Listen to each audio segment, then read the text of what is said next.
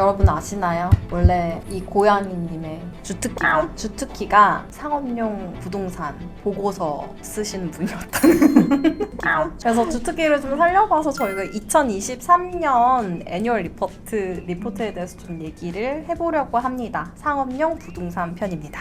첫 번째로 준비한 거는 연도별 거래량입니다. 이거를 단순히 말로 하지 않고 이제 국토교통부의 실거래가 시스템을 이용해서 수치화해봤습니다. 그래서 여러분들이 이제 체크해 주셔야 될 건 뭐냐면 저희는 중개거래, 상업용 부동산, 주택 아닙니다. 지분 거래 아니고 그냥 일반 거래를 봤을 때 저희가 이제 상업용 부동산에 대해서 말씀을 드리도록 하겠습니다. 네, 그리고 직거래도 제외했고요. 그리고 그 유형 중에서도 집합 건물이 있고 또 일반 건물이 있는데 저희는 일반 건물에 한정해서 조사를 했습니다. 연도별 거래량을 좀 비교를 하자면 이제 2022년과 2023년은 1664건과 1001건으로 이렇게 나누어집니다. 확실히 좀 더 줄었네요. 네, 더 줄었죠. 수치로만 봤을 때도 줄었지만 저희가 체감하는 수치는 훨씬 더잖아요. 이게 그쵸.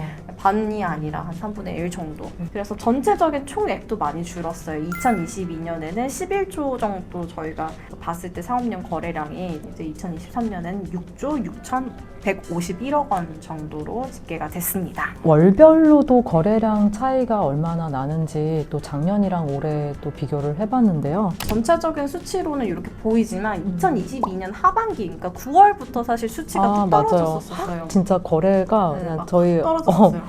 상반기에는 2022년에 뭐 거래량이 한 100건에서 200건 사이 왔다 갔다 했다면 진짜 무슨 확 그때부터 끊겼죠. 확 끊긴 느낌? 정말 획한 느낌으로 사실 많이 있었잖아요. 그래서 그때부터 100건 미만의 수준으로 9월, 10월, 11, 12월, 작년 12월 때는 42건이거든요. 그래서 그래도 올해 3, 4월부터는 조금 어느 정도 거래량이 올라왔어요. 그리고 대부분 매수자들의 성향이 레버리지를 많이 일으키기보다는 조금 보수적으로 책정해서 작년, 재작년보다는 좀 레버리지를 좀 줄이는 방향으로 많이 방향이 좀 바뀌었던 것 같습니다. 그래서 그것도 수치에서 좀 반영이 된다고 보시면 될 것 같아요. 금액대별로는 거래량이 어떨까 또 많이 궁금하실 것 같아요. 가장 거래량이 많았던 금액대는 100억대 미만, 800건이 좀 넘었고요. 총액으로만 보면은 가장 활발했었던 게 100억에서 300억대 사이가 가장 거래 총액이 많았습니다. 금리가 좀 높아지니까 100억대 미만을 좀 찾는 손님들이 되게 많았잖아요. 그래서 거래량은 되게 그나마 가장 많았었어요. 최대 거래로 813건이고 총 건수가 1001건인데 813건이면 사실 되게 높은 수치죠. 80% 그쵸. 이상을 전체 그만큼의 이제 거래량이 몰린 거니까. 근데 얘를 그냥 총액으로 보자면 2조 8,400억 원 정도 됩니다. 근데 이제 100억대랑 300억대 사이의 건수는 되게 미미해요. 161건이거든요, 이게. 그래서 되게 작은데 이거에 대한 총액은 사실 100억대 미만의 거래 총액보다 좀 높은 수치예요. 그래서 3조 7천억 정도 거래됐다고 보시면 될 것 같습니다. 300억대 이상은 예상대로 되게 많이 작아요. 1001건 거래량 중에서 27개. 그래서 1조 1000억 원 정도 됩니다. 그래서 저희가 체감으로 한번 느껴보자면 확실히 100억대 미만을 찾으시는 분들이 더 많이 늘어났다라고 저희가 사실 많이 느꼈었는데 수치로도 사실 그게 많이 보여진 것 같아요. 그래서 이게 약간 매도 포지션에 있는 분들은 내가 어느 시점에 좀 팔아야 될까를 좀 생각을 해보시면 뭐 100억대 이상 넘어가시는 분들, 300억대 이상 넘어가시는 분들은 올해가 좋지는 않았겠다라고 생각하시면 될 것 같아요. 근데 이거는 뭐 매물이 나빠서가 아니라 지금 전체적으로 찾아주시는 매수자의 거래량이 그냥 그 포지션이 많이 없던 거는 사실이에요. 그래서 그거를 저희가 수치화해서 보여드리기 때문에 전혀 오해는 하지 않으셨으면 좋겠습니다. 근데 오히려 20, 30억대, 40, 50억대 건물을 가지신 분들한테는 지금 시기가 그렇게 나쁘지는 않을 것 같아요. 오히려 조금 더 많은 분들이 그 금액대를 되게 찾으시니까 지금 만약에 매각을 하고 싶으신 분들이면 적극적으로 문의 주시는 것도 나쁘지 않을 것 같습니다. 건축 연도별로도 어떻게 또 분포가 나뉘는지 좀 살펴봤어요. 가장 많은 거래량을 기록했었던 연수는 이제 30년 이상 된 건축물이에요. 그만큼 리모델링도 끊임없이 일어나고 있다는 거를 또 이렇게 이렇게 보여주고 아실 수 있습니다. 있을 것 같습니다. 1001건 중에서 582건으로 압도적으로 많았습니다.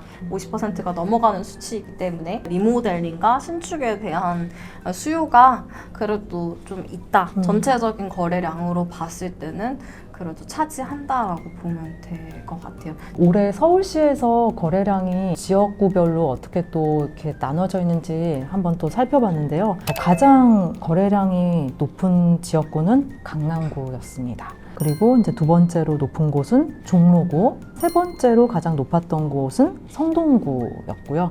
강남구랑 성동구는 사실 2022년, 2021년에도 사실 핫했었죠. 계속 손님들이 많이 찾는다고 하는 구 중에 하나인데, 근데 저는 성동구가 강남에 비해서는 많이 거래량이 사실 거의 2.5배 정도 네네. 적기 때문에 2021년, 2022년에 비해서는 조금은 떨어졌다라고 보시면 될 것 같고, 그리고 가장 지역별 거래량이 없던 것들은 도봉구, 마포구, 중랑구 이렇게 보시면 될 것 같아요. 마포구 의외죠, 사실은. 약간 왜냐면 맞아요. 네, 마포가 완전 핫한 시장이었었거든요. 그래서 강남구는 부동의 1위를 차지했습니다. 네. 그러면은 강남구도 행정동이 좀 여러 개가 있잖아요. 정말 거래가 많았던 행정동이 뭘까 또 보시면 가장 많았던 동이 역삼동 38건, 그리고 두 번째가 논현동 31건, 그리고 신사동이 30건, 이렇게 해서 강남구에서 가장 거래량이 많았던 상위 3개 동을 알아봤습니다. 보통 삼성하고 대치는 지금은 빠졌죠. 이제 올해 빠졌기 맞아요. 때문에 이제 토지 거래에서 이제 해방이 돼서 이제 거래를 자유롭게 할 수는 있었지만 그동안 묶여있던 상태였었어가지고, 그리고 맞아요. 2023년 하반기에 이걸 풀어줬단 말이에요. 그래서 내년에는 2024년에 또 어떻게 변화할지는 모르는데, 손님들이 가장 그래도 지금 법적으로나 아니면 그냥 대중적으로나 봤을 때 편해했던 구가 논현동, 역삼동, 그리고 신사동. 이제 신사동이 아니었을까라는 생각을 가지고 있습니다.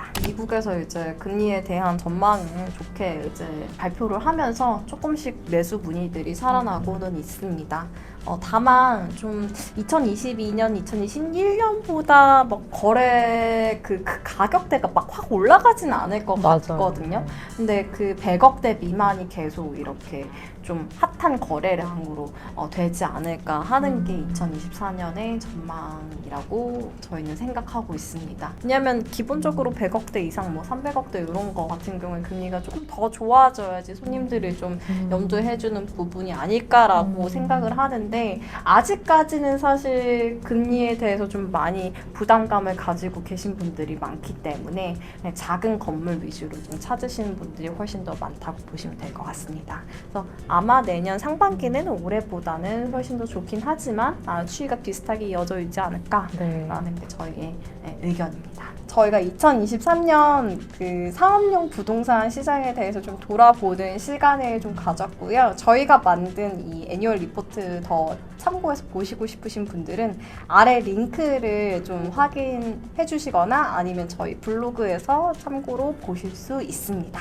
앞으로 투자를 염두에 두시는 모든 분들께 저희 애니얼 리포트가 많은 도움이 되었으면 좋겠습니다. 그러면은 저희는 또 다음 시간에 또 여러분 찾아뵐게요. 안녕.